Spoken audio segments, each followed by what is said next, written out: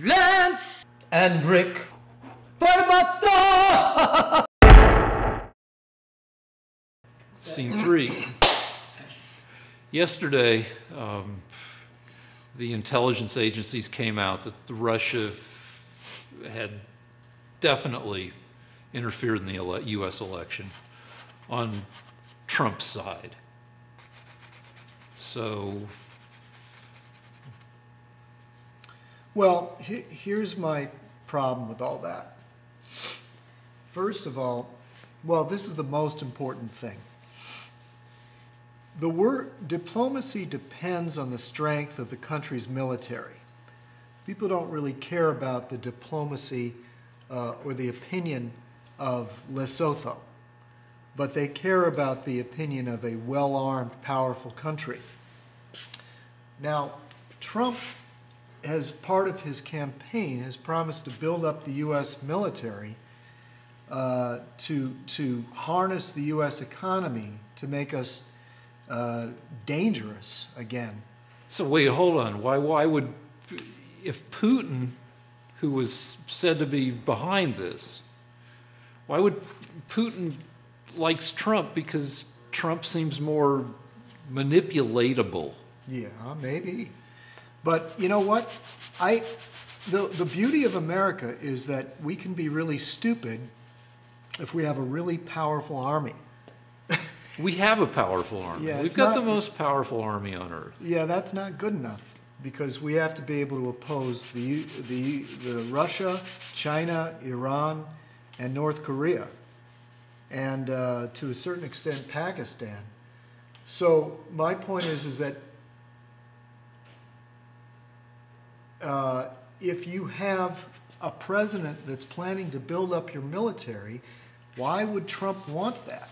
Why wouldn't he want a weaker America? Just using your common sense. Forget about any intelligence reports. Because wait, what are we arguing about right now? We're arguing about why would Russia want Trump to win the election? Because Trump seems to like Putin, and Russian banks may have loaned Trump a shitload of money. We don't know because he didn't release his taxes. Or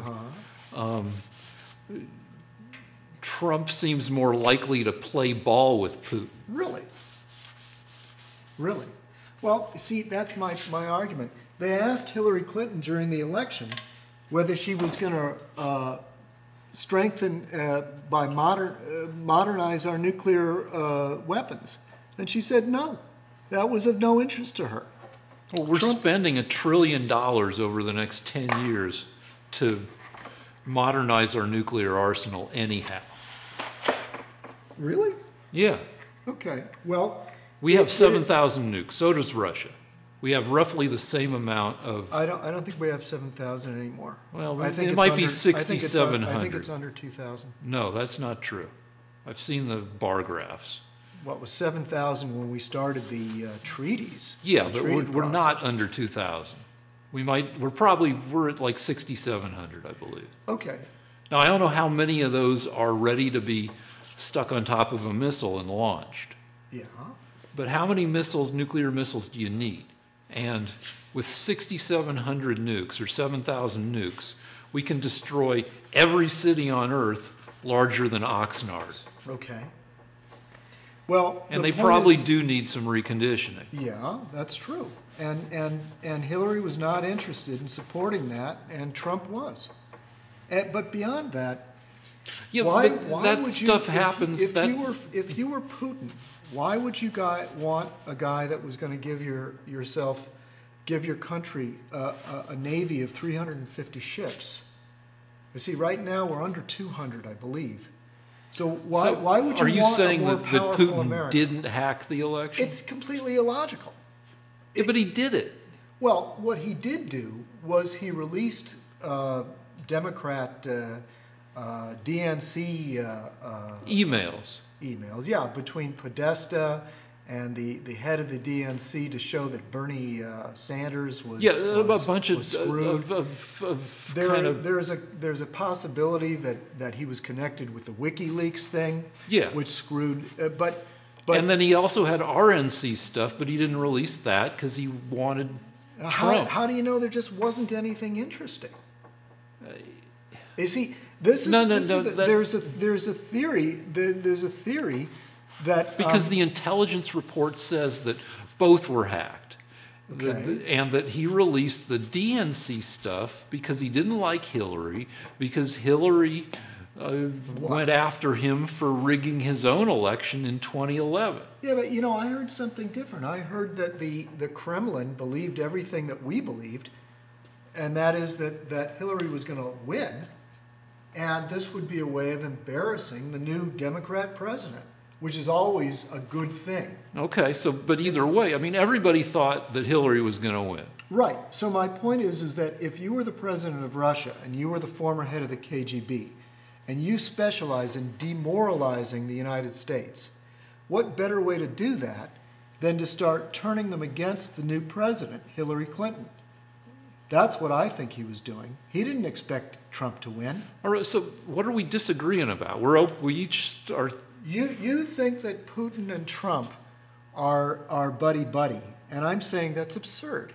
If Trump builds up our military to be this overwhelmingly powerful force, it's going to mean that he can intimidate Russia easier. I'm not sure we have that much of a disagreement on this thing.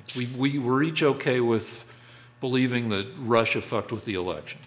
But the problem is they didn't. The big misunderstanding is the average person out there thinks that they actually hacked the computers that were counting the votes.